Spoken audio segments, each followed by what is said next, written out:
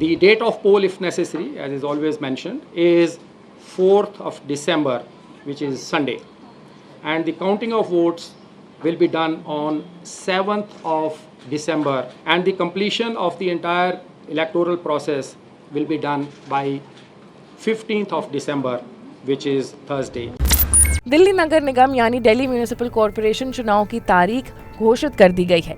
दिल्ली नगर निगम के लिए चुनाव की तारीख 4 दिसंबर तय की गई है, जबकि मतगणना 7 दिसंबर को की जाएगी।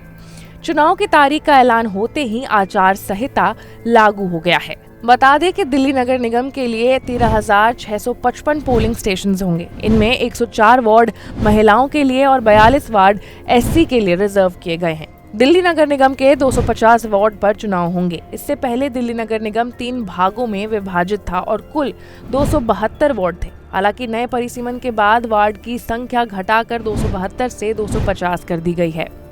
नामांकन की आखिरी तारीख 14 नवंबर है। नाम वापस लेने की तारीख 19 नवंबर और वोटिंग की तारीख 4 दिसंबर और नतीजे 7 दिसंबर को आएंगे। विश्व के सबसे बड़े नगर निगम में से एक है दिल्ली नगर निगम। दिल्ली नगर निगम करीब 2 करोड़ लोगों के लिए काम करता है, जो श्रीलंका के देश की आबादी के करीब बराबर है। दिल्ली नगर निगम का एरिया 1397 वर्ग किलोमीटर है। यह भारत के 4 केंद्र शासित प्रदेश से भी ज्यादा है। दिल्ली नगर निगम का 2022 से 23 का बजट 15,276 करोड़ है। निगम का बजट देश के 3 राज्यों और यूनियन टेरिटरीज के बजट से भी ज्यादा है। 2011 से पहले दिल्ली नगर निगम एक था। 2011 में दिल्ली नगर निगम 3 भागों में बट गया, जो 12 से लागू हुआ।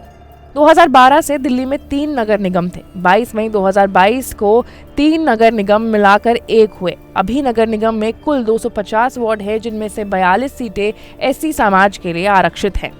अब दिल्ली नगर निगम के इतिहास के बारे में भी जान लेते हैं। बम्बई नगर निगम के तर्ज पर दिल्ली नगर निगम की स्थापना की गई।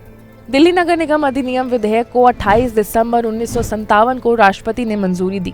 इसके बाद 7 अप्रैल 1958 से नगर निगम अस्तित्व में आया। दिल्ली को करीब 1860 में शुरू नगरीय प्रशासन प्रणाली से मुक्ति मिली। इसके बाद फिर दिल्ली को पहला मेयर मिला।